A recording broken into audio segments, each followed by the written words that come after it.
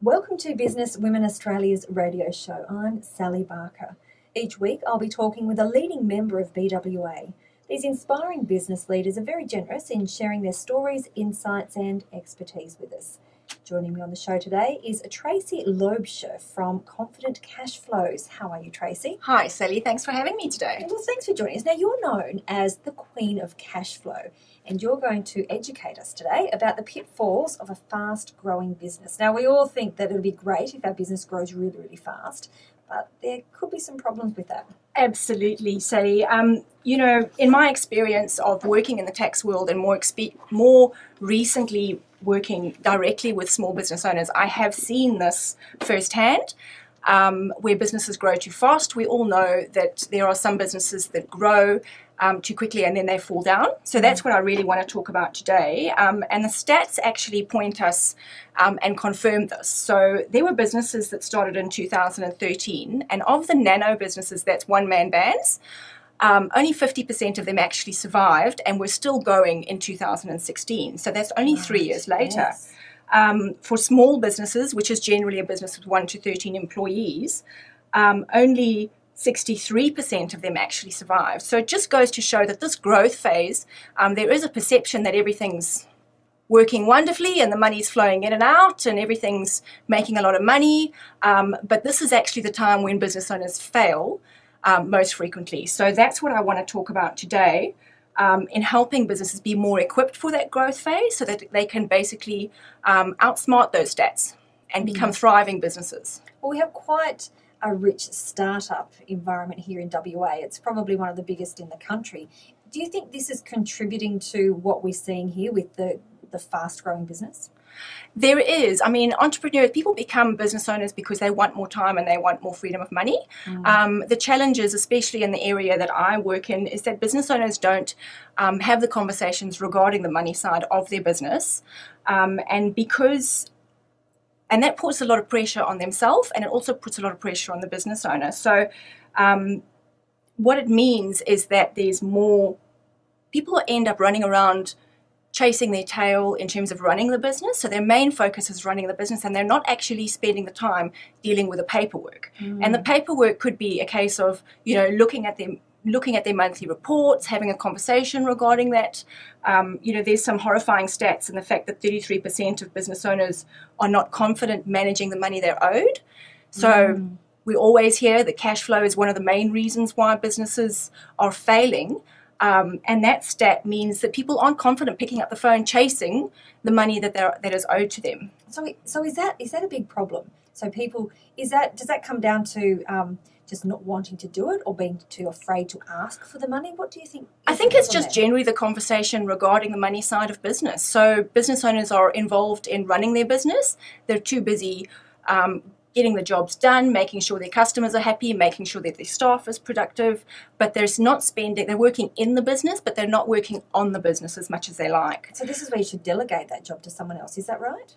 Well, business owners need to take ownership of that side of their business, and there's 56% of business owners found that the money conversations are stressful. So, and that's where the work that I do is really just opening up a conversation about where the business is now and making sure that it survives those stats.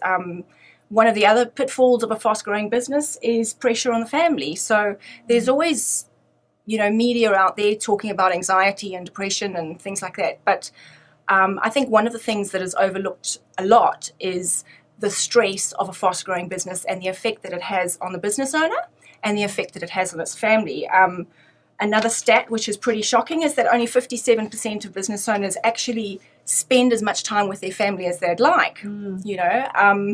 There is a lot of pressure when it comes to a business that's growing and the business owner is spending time working long hours and weekends.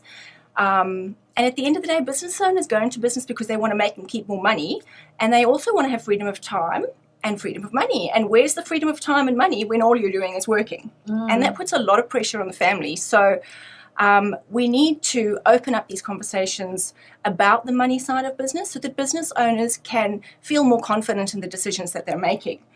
and confident on the timing of when the right time is to grow their business in certain areas. For example, when am I going to bring in this new product or service offering, or when am I going to hire that staff member?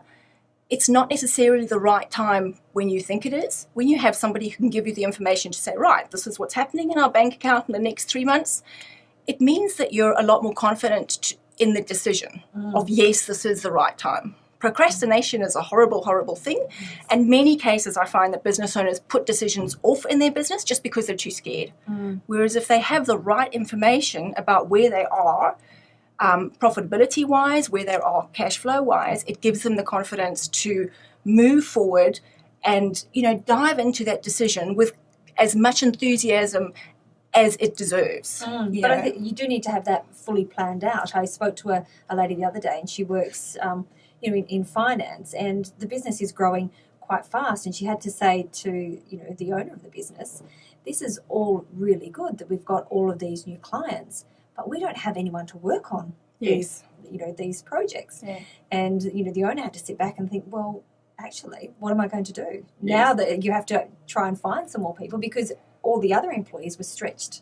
Absolutely. Okay. So is that, we are talking about cash flow, but we are also talking about the logistics of what happens when your business does grow so fast. Absolutely. And that's one of the things that I encourage as one of the tips in terms of working in growing your business and how to avoid these pitfalls is to have a quantified plan. So when you have a quantified plan, people think, okay, that's a budget, and that's a horrible, boring word. Nobody likes that word.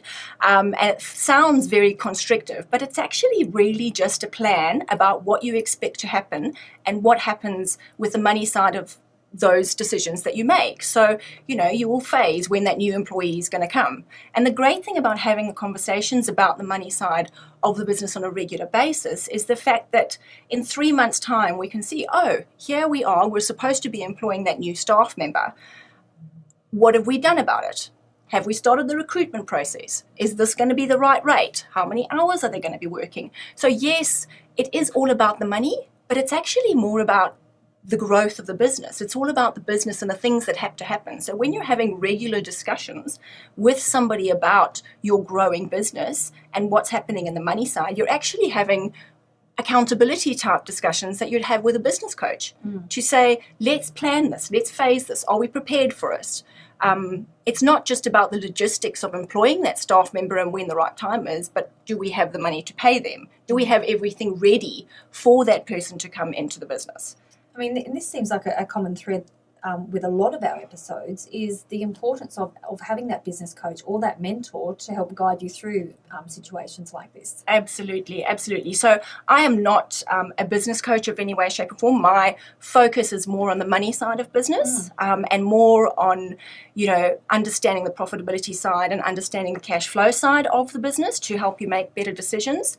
And this is just an element which is not discussed as much as business owners should. And I really believe that in growing businesses, we need to be having those conversations, and we need to be encouraging business owners to step out of their comfort zone, to have that discussion with somebody about what is happening profitability-wise, where they're actually growing, to sustain their growth and make sure that they are reaching the goals that they actually want to reach.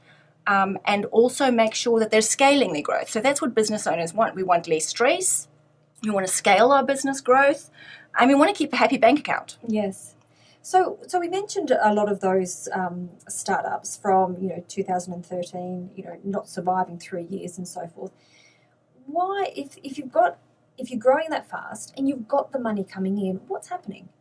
Do we not know how to manage that? Well, I think part of it is, like we said before, chasing up on outstanding accounts. Not necessarily understanding or knowing where there are money leaks in the business. So one of the things that I talk about in my on my website, I've got an article called Finding the Leaky Buckets of Your Business. And what I talk about the small busyness syndrome, where a business will start off with a certain product or service with its related costs, and then they'll carry on a little bit later. Let's say it's a sign writer. He just does normal signs, and it's got its related costs related to the equipment to the material that he used. Then he decides, okay, now he's going to do billboard signs with lights. Now he's got some duplication of costs, but now he's got a different element of costs on top of that. Then he decides a year later, now he's going to do car wrapping. So this is what I call the small busyness syndrome, when business owners and entrepreneurs are so excited about their business and their business growing and new opportunities, new products and services, but they don't really understand 5 years down the line, once they've got past this startup phase, where the money is in their business. So it's not necessarily just where the money is, it's how much money percentage am I making doing this type of work and dollar value, and also how much time am I actually investing into that specific product or service. Are there some common money leaks that's sort of a common thread through most industry? I think one of the, obviously labour is a huge element here in Australia, the costing of staff. But I think that what I find is that when I'm having conversations with business owners regarding the nuts and bolts of the money side of their business, and we're working on the profitability of a business, once we do that, then we can drill down into the efficiency of staff and how efficient they are, and how we can maybe look at technology or any other ways to help us to, how can we recover our debt faster? How can we make sure that our accounts are paid without automatically, using technology, using credit card systems, using all of those different elements that actually help a business and the guys that are out there doing the job actually become more efficient. So, yeah.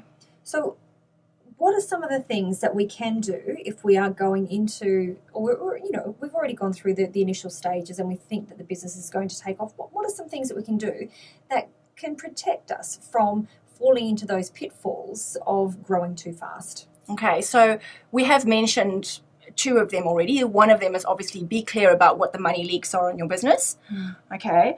The second is develop an accurate quantified profit and loss plan, which is our budget. Okay, so develop a plan based on what we're expecting to happen or what we'd like to happen in the business at a certain time. When we're quantifying it and putting a value on it, it allows us to see, oh, look, there's our profitability. It's not necessarily making any money. We need a buffer to be able to sustain this. And only once we develop an accurate budget with the profit and loss side can we then develop an accurate cash flow forecast. Should we get help with this, developing that plan? Absolutely. Yep. This is something that, you need a specialised person who deals in this area to be able to develop something accurately. You can always go and do the DIY kits and just do it on your own, but at the end of the day it's really important to have an outsider as well who has a different viewpoint in terms of quantifying it and understanding it. And I think one thing that I'd like to mention there also is that 95% of business owners are always optimistic. Bankwest has a quarterly report that they send out, and I'm always fascinated to see that their stats say that 95% of business owners are optimistic about their future. And then another stat that I find on the other side is the fact that 77% of business owners actually don't have a quantified plan on how they're actually going to achieve it. So I'm thinking, well, we're optimistic. How are we going to do it?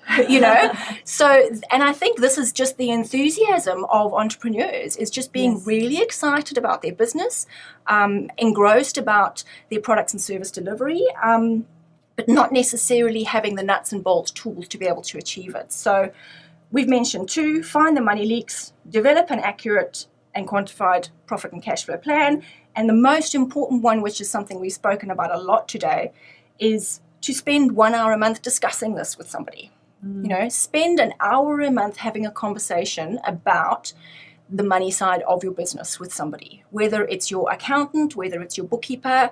If you don't get any joy with somebody like that, find somebody who specializes in this area. And leave your ego at the door and just absolutely. And I think that's really important. So the conversations I have with business owners, my clients, is these difficult conversations. Well, this is what's happening. What are you going to do about it? How are we going to fix it? I'm certainly not a coach, and I don't talk about the area of marketing and sales or anything like that. But what I do is I identify, okay, this is happening in 2 months' time or 3 months' time. Is it the right decision for us to bring that staff member in then? How is it going to work? What do you need to do about it? And it just raises the flag so that when you're growing, you can just withstand those little bumps in the road, and it doesn't necessarily have to be the huge, Overwhelm. Absolutely. Yes, yeah. In terms of growing business, because business is supposed to be fun. Yeah. And it is fun. Yes. Absolutely. Yeah. Absolutely. But like you said, as long as we've got some people around us who we can trust and can help us guide us through those tough times. Absolutely. And all the good times. We're and the growing good really times. fast. Yes. And then just to have the confidence in terms of your decisions. One of the great things that I love doing is helping my clients being able to go on holiday. Go on holiday with a peace of mind that everything's taken care of at the office. There's enough money in the bank account to pay the bills. They don't have to be stressing or freaking out whilst they're on holiday lying by the pool and worrying about what's happening in the bank account. And that's why we go into business. We can take holiday whenever we'd like to take holiday. Yes, so wonderful. Let's all plan a holiday. I'd like that. I saw some nice pictures of the beach the other day. So. Especially in this weather. Oh, exactly. So thank you so much for joining us on Business Women Australia's radio show. Tracey Loubser from Confident Cash Flows. Thank you, Sally.